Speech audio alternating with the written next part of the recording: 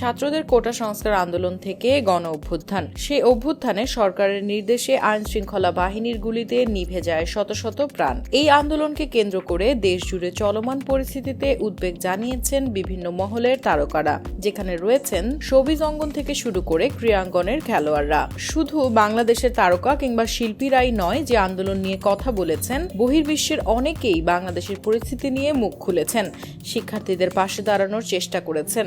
এবার বাংলাদেশের পাশে দাঁড়িয়েছেন বলিউডের জনপ্রিয় অভিনেত্রী সোনম কাপুর। সামাজিক যোগাযোগ মাধ্যমে বাংলাদেশের জন্য তিনি প্রার্থনা করেছেন। সোনমের শেয়ার করা প্রতিবেদনটিতে লেখা ছিল, একদিনে ৬৬ জন নিহত হয়েছে বাংলাদেশে, যদিও এরপরে সেই সংখ্যা ছাড়িয়েছে ১০০-তে।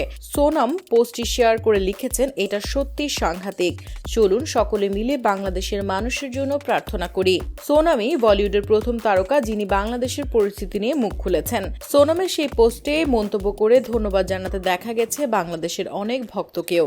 অবশ্য বাংলাদেশের চলমান পরিস্থিতি নিয়ে আওয়াজ তুলেছেন ওপার বাংলার তারকারাও। দেব থেকে স্বস্তিকা, জিৎ সহ বহু টলিউড তারকাই ছিল বাংলাদেশের মানুষের পাশে। এছাড়া বিটিএস তারকা জাংকুকও রয়েছেন এই তালিকায়।